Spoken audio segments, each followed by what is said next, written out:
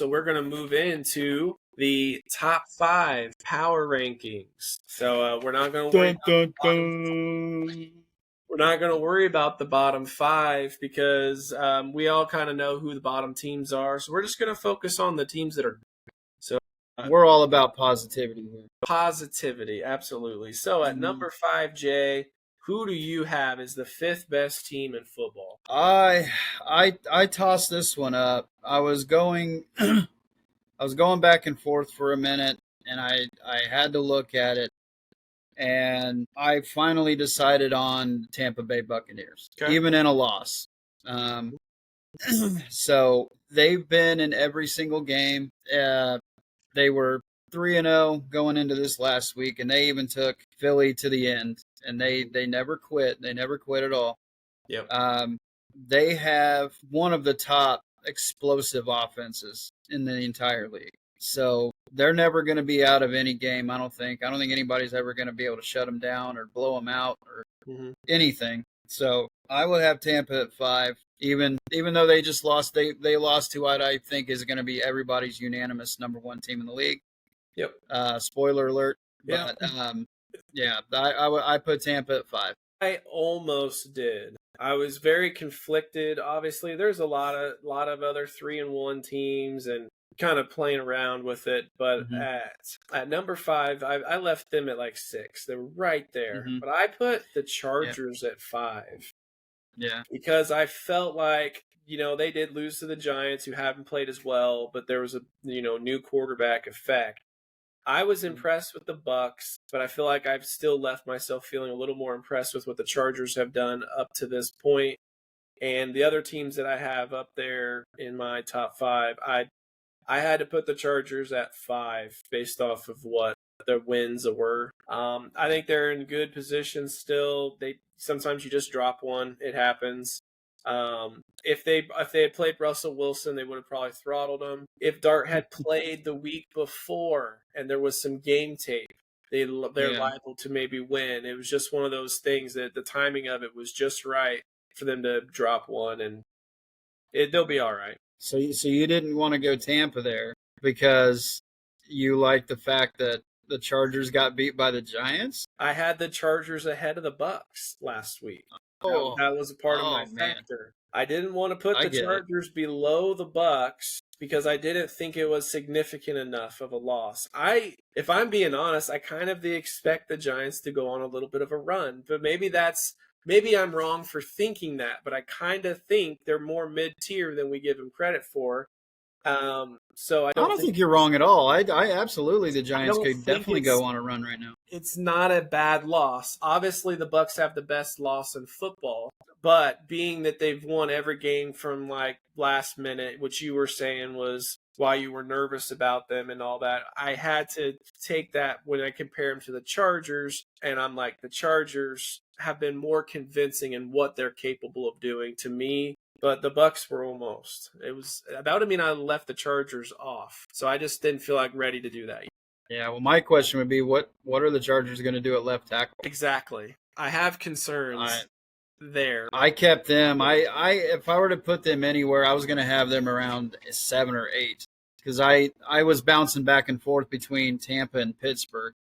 So I would have. I'm having Pittsburgh at 6. And that's why I gave Tampa a little bit of a leeway, just because they got beat by Philly, and it should have probably been a blowout, given the way that game started. I think it was at 26-6 at one point.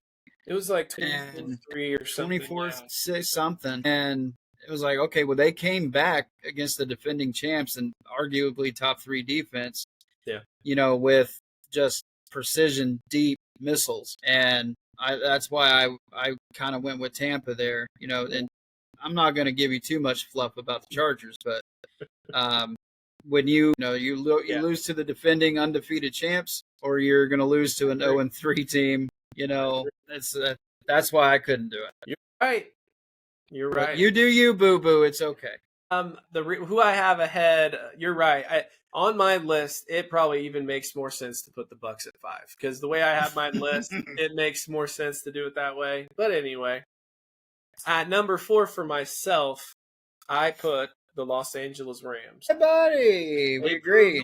They proved a lot to me. Something they have in common with Tampa, their only loss is to Philly in a very opposite fashion. So when I looked at my list, I'm like, I get you're making a lot of sense. Maybe I should have had the Bucks at 5. But anyway, I have the Rams at 4. I think that they're one of the most complete teams in football. The only real concern I would have with the Rams is blocking for Stafford and not allowing him to get injured, because at this age right now, he isn't going to run around. He's nearing that point where he's like a Rodgers and Flacco.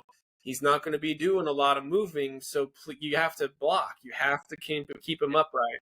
Otherwise, then if they do that, they should be able to hit 30-some points a game every week, and they should have a good enough defense to keep them in a chance to win. You definitely want to improve that blocking for Stafford a little bit. He was in an iron lung over the in the preseason, so you don't want him taking unnecessary shots. But again, as old as he is, as long as he's been doing it, I mean, he's still airing it out. He's still got his sidearm pass. He's still got his no-look stuff going on. Mm-hmm. I can't argue with that. Their defense isn't, it's not Aaron Donald era defense, but they still got guys that they're not paying yet. They've got Jared Verse, he's out there being a monster. This Landman guy, he's playing really, really well. Jared Verse ran our guy over one time. He runs everybody's guy over. Like, holy. Yeah. He is a man. That's a grown man running over another grown man. Oh.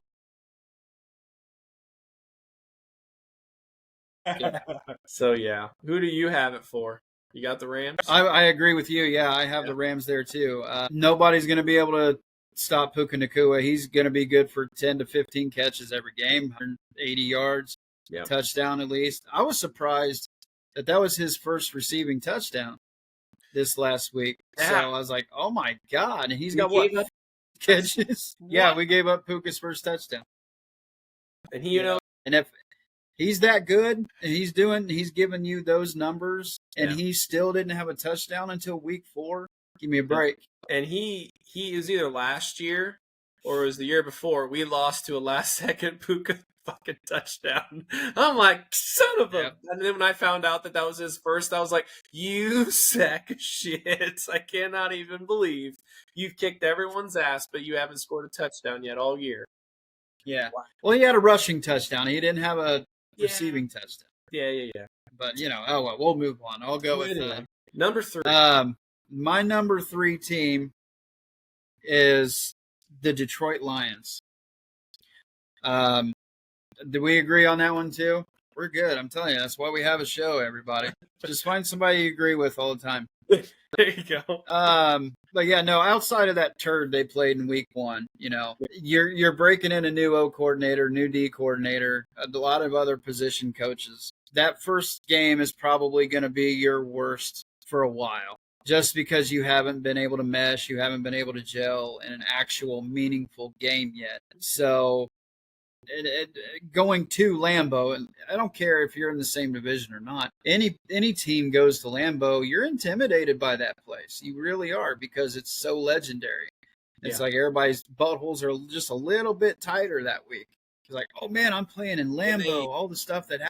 They played in Lambeau in September. That's kind of badass, because they may never play in Lambeau again this year. Yeah.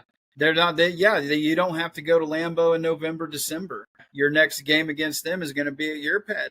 And you're liable to have the playoff record better to not go there at all. So absolutely, yeah. So that's not necessarily a bad thing. So yeah, they're in the division lead for right now. Goff and St. Brown haven't missed a step with each other. The defense is healthy. I mean, they were a mass unit last year. I mean, they were going to high schools looking for corners and stuff. So, they're playing a lot better. They look like they haven't missed a step from last year at all, even breaking in 2 new coordinators. Yep. They had, I think the stat was they had 21 guys on IR last year, and like 13 of them were defensive players that would have played quality time at the moments that they then got hurt. So that's an unbelievable amount of injuries. To couple that with the fact that they have two new coordinators on offense and on defense because they both went and got coaching jobs, and that they dropped one egg to Green Bay very first game, and since then they just went rolling. I'm pretty impressed with them. I was so nervous from week one. And I was like, oh, God, sound the alarms. The coordinators don't know what they're doing. Oh, no, they're going to ruin the Lions. Yeah. But the talent, the cohesiveness, the head coach got it all right back into the party bus of, all right, let's get rolling, guys. Let's go bite some kneecaps. So they're good. They're solid, and they're definitely a contender. I can't see them not representing, their division. And probably at least in the NFC Championship game, as it stands now, I would have to pick them. So I have them at 3. Yeah, absolutely, it's a good call. It might be biased a little bit because we agreed on that. If I'm able to talk you into putting Tampa at 5, dude, we're mirrored, and it's ridiculous. We're trying to avoid that. I mean, at 5, there's other teams. 49ers, Steelers, Colts, Seahawks, Jags. I think we know where we're heading at the top 2 here. My number 2 is the Buffalo Bills. 100%, yeah. I just think that the top is kind of clear until something major happens. James Cook, Josh Allen, they're studs. That offense is going to continue to roll as long as they are side by side. And that defense, I think, will only continue to get better. Their schedule hasn't been that hard thus far, so I think we're getting close to wanting to see them in a big game again. So they opened the year in a big game, so I think we're kind of the itch. We're like ready to see them in a big game again and see how they measure up. So hopefully, I haven't even looked at who plays who this coming week, but I am hoping to see them in a big top 10 team kind of matchup. I almost switched Buffalo and Detroit just because Buffalo's defense is very, very suspect at times, and they let people kind of hang around and do a little bit more damage than what they should because they know that they have Josh Allen in their butt pocket, that he can come back and he can bail them out of almost any bad situation. Yeah. So that kind of allows you to be a little bit more loose on your play calls. You can bring more guys and try to get pressure, but then you could get burnt, but it allows them to do that because you have Josh Allen, you have James Cook, you got Dalton Kincaid. I mean, you can rely on these guys to make plays. So I couldn't pull the trigger on it. I had to leave Buffalo at 2, but their defense, I think, is definitely going to bite them in the ass in a game or 2 this year. Yep, I agree. There's a chance. I think they're going to, chemistry-wise, they're going to continue to get a little better. But, I'm curious to see how they measure up. We saw the Ravens score a bunch on them, so it's like, okay, time for another test, time for a legit test and see how they fare, just to make sure. Yeah, just to check on that, I just brought up their upcoming schedule. I mean, they got the Patriots this Sunday night. It's a little bit. Then they got it's a little bit more of a challenge. Plus, it's a division game. Those are always tough. Then they got the Falcons the Monday night after that, and then I think they're on bye. And then they get an easy one against the Panthers, and then they got the Chiefs November 2nd. So I think that's going to be if Kansas City continues on their upward trend. So I think that will be definitely a spotlight game. So they mostly have another month where they play mostly mid to lower teams. Then the Chiefs, you would argue, are also mid, but the history of what they've done dynastically, they are more notable of a team. And they might, by then, who knows, after what we see with Chiefs in Baltimore, the Chiefs might start to roll a little. We never know. I mean, Andy Reid he's got them coached. He knows what the hell to do. So. Yeah, but listen to this. I mean, this is Buffalo's. The rest of their schedule just seems like cupcake, man. Yeah. Because you got Patriots, Falcons, Panthers, Chiefs, and then after that they go Dolphins again, Buccaneers. That'll be a good one. There we go. And then they rally off Texans, Steelers. That'll be a decent one. And then they finish with Bengals, Patriots, Browns, Eagles, and Jets. So wow, that we get Eagles. So we get that 4 big games for them, and the rest are kind of sus. And the rest of them are just mid to bad. So they're gonna have like 12-5. Yeah, they're gonna have a decent record. So yeah. We'll see what happens. Philly might be clinched by then. Hell, Buffalo might be clinched by then. They may not even play their guys. Say 12-5 is assuming they lose to all 4 big guys, or they beat 1 or 2 of them, but then lose to one of the mid guys. Like 12-5 is kind of modest. Yeah. So you might be looking at 14-3. You might be. You might be. But I think that'll definitely get you. I think the 1 in the AFC though. Most likely, because the AFC is more competitive. I think the NFC, like we saw last year, is not a guarantee. 14, you might need 15 to get. Last year, Minnesota and the Lions were playing for a lot. Yeah. So, and they were like 13 and 14 wins. So. Mm-hmm. Yep. All right. Well, then our number 1, I think everybody's figured out by now, is the Philadelphia New Orleans Saints. That's not the bottom. Yeah. It's the top. Spencer Rattler MVP. No. Again, Philadelphia will give us a new flaw every week.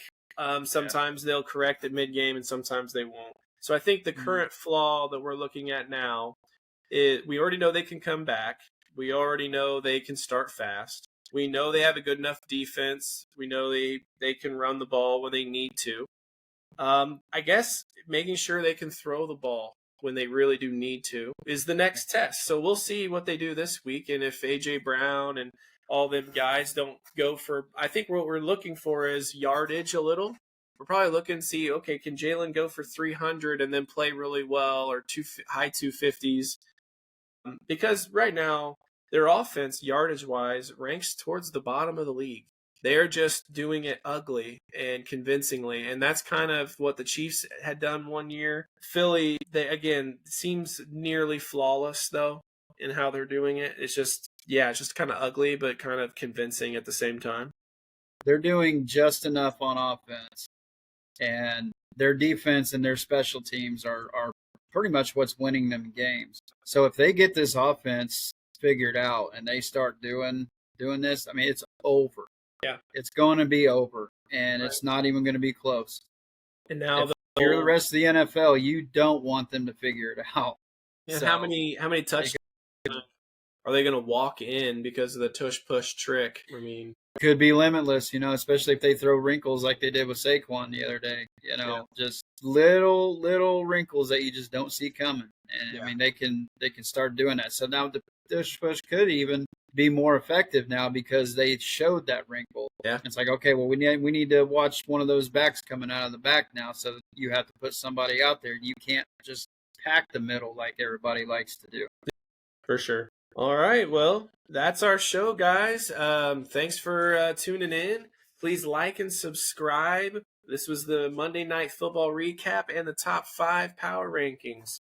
We'll see you guys again on a different segment. Until then, see you later.